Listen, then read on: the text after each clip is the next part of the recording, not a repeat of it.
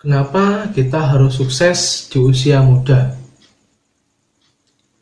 Pertanyaan ini sangat menggelitik sekali di kala pandemi COVID-19 saat ini.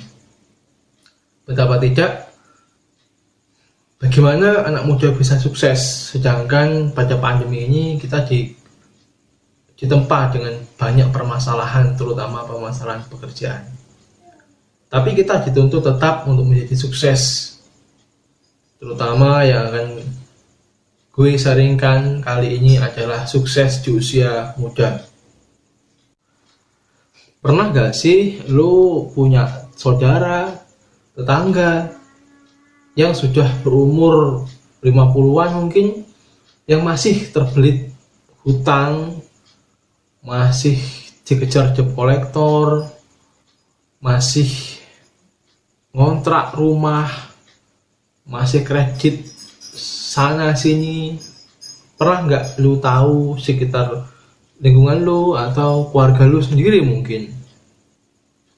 Nah, itu menandakan bahwa masa mudanya kurang begitu diperhatikan karena mereka tidak benar-benar menyiapkan masa muda untuk masa tuanya. Ya, selamat datang di channel Kendalikan bersama saya, Mas Ken. Bagi yang belum tahu channel ini tentang apa, channel ini tentang berisi tentang sharing ya, tentang pengembangan diri dan tips marketing tentang usaha. Bagi yang suka bisa follow, bisa subscribe dan ikuti videonya sampai selesai. Pertama, sebelum kita bahas lebih jauh tentang bagaimana kita bisa sukses di usia muda, adalah kita perlu tahu apa itu inflasi. Inflasi menurut Bank Indonesia adalah kenaikan harga secara terus-menerus dari kurun waktu tertentu. Pernah gak sih lo kepikiran ketika lo di SD dulu, tahun 2000-an, lu beli tahu lontong atau lu beli nasi seharga 500 rupiah, 500 perak, lu dapat gitu.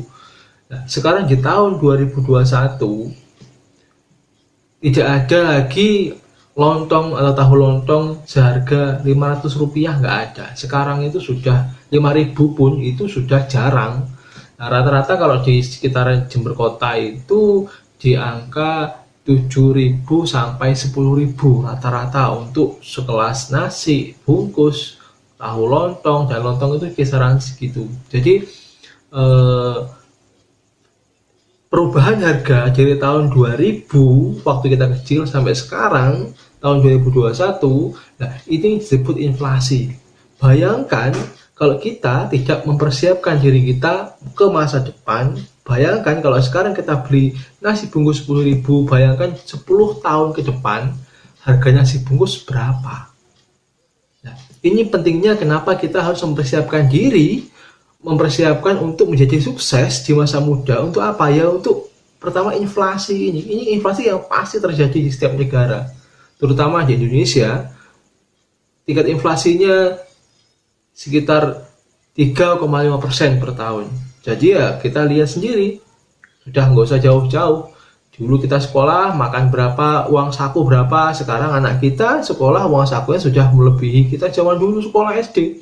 Nah, jadi pentingnya kenapa kita harus sukses di usia muda adalah pertama untuk menjaga tingkat inflasi. Jadi kita persiapkan itu untuk masa depan kita, sehingga kita ketika kita tua nanti kita nggak terseok-seok, kita nggak terbantang-banting sana sini karena biaya sekolah anak yang mahal, biaya kehidupan yang mahal, beli rumah mahal, beli mobil mahal, beli semuanya mahal. Itu untuk yang puluhan tahun ke depan. Jadi pertama sekarang kita harus mempersiapkan bagaimana tipsnya, bagaimana caranya supaya kita bisa bertahan atau paling enggak sukses di usia nanti ketika kita udah menjelang tua. Makanya sekarang kita yang muda ini kita harus menjadi sukses, paling tidak punyalah properti, punyalah investasi, punyalah tabungan, paling tidak seperti itu.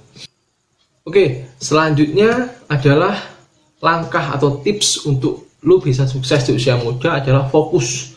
Ketika lu lulus SMA, lu lulus SMP, atau nggak mau sekolah lagi, nggak masalah. Yang harus kamu lakukan adalah fokus. Fokus utamanya kamu mau kerja, atau mau buka usaha, atau mau melatih keahlian kamu, skill kamu untuk menjadi seorang ahli. Kenapa saya sebut seorang ahli? Karena untuk menjadi ahli itu membutuhkan 4.000 jam. 4.000 jam untuk kamu bisa dikatakan ahli. Kamu ingin menjadi desainer, kamu ingin menjadi videografer, kamu ingin menjadi fotografer, itu kamu harus punya keahlian. Kenapa? Karena ketika kamu punya keahlian, kamu menjadi master, kamu menjadi seorang ahli di bidang itu, uang akan mengalir sendiri. Orang akan tahu, oh kamu ahli fotografi, oh kamu ahli animasi, oh kamu ahli masak. Orang akan mengenal kamu sebagai seorang ahli. Ketika kamu fokus terus menjalani itu, fokus terus menjalani kegiatan-kegiatan yang menurut kamu, yang kamu sukai, itulah cikal bakal kamu mendapatkan rezeki dari sana. Jadi jangan sekali-sekali kamu tidak fokus, besok bangun usaha ini, besok usaha itu, besok ikut-ikut temen, besok-besok ini, itu gak akan pernah berhasil buat kamu. Bertahun-tahun waktu akan berlalu tanpa kamu punya keahlian apapun. Jadi saran saya, pertama, kamu harus fokus di satu keahlian atau beberapa bidang keahlian, tapi fokus dan maksimalkan 4.000 jam untuk kamu bisa ahli di bidang yang kamu sukai. Kamu bisa ahli online shop, kayak bisa ahli webmaster, kayak terserah kamu, jual beli mobil, motor, terserah. Yang jelas ahlikan kamu, jadikan dirimu jadi seorang profesional supaya nilai diri kamu, nilai rezeki kamu bisa bertambah beriring dengan kemampuan kamu. Ingat, Tuhan pernah mengatakan dalam firman-Nya, Tuhan tidak akan pernah merubah nasib suatu kaum kalau tidak kita sendiri yang mengubahnya. Jadi usaha kita, rezeki yang kita dapat ya dari usaha kerja keras kita. Itu yang pertama. Yang kedua adalah kamu harus bisa menabung. Ketika kamu dapat pekerjaan nih, kamu sudah menjadi seorang profesional, kamu harus bisa menabung pertama. Kedua, investasikan uang tabungan kamu sebagian untuk kamu bisa belikan properti. Properti bisa berupa tanah atau rumah dekat daerah kampus, dekat tempat pertokoan. Kamu sewakan, kamu jual lagi boleh, kamu kontrakkan boleh. Nah, itu menjadi nilai investasi, itu menjadi passive income buat kamu. Jadi ketika kamu punya kos-kosan, misalnya kamu udah kerja berapa tahun, kamu udah menghasilkan, kamu beli tanah, kamu bisa bikin kos-kosan. Di tiap bulan, kamu bisa mengelola itu. Kamu nggak usah kerja, kos-kosan jalan sendiri, kontrakan jalan sendiri, ruko kamu sewakan jalan sendiri. Dan tiap tahunnya itu mengikuti laju inflasi. Jadi rukonya tahun 2021 mungkin 50 juta per tahun. Ketika 2030 bisa 100 juta per tahun. Itu mengikuti terus, gitu loh. Itu bagusnya kalau kamu bermain di properti atau diinvestasikan ke properti. Jadi menurut saya sendiri sih 2 cukup ya. 2 ketika lu fokus menjadi seorang ahli. Kedua ketika lu udah mendapatkan uang dari keahlian lu tabungkan uang itu dan investasikan, belikan tanah atau tempat usaha dan kamu sewakan.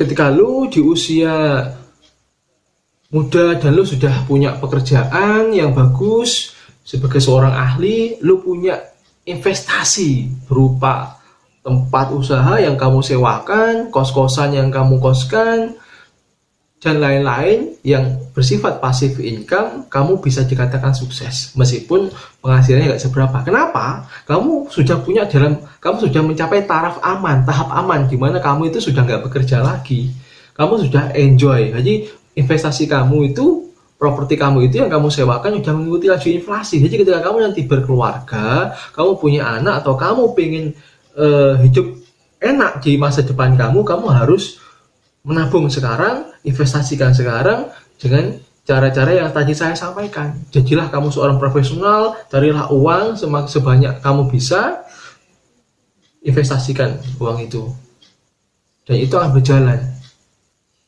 Oke, saya kira cukup sekian sharing saya pada kesempatan kali ini. Semoga bermanfaat bagi teman-teman. Kritik dan saran sangat saya tunggu di kolom komentar di bawah ya. Oke, sekian, terima kasih, sampai jumpa di video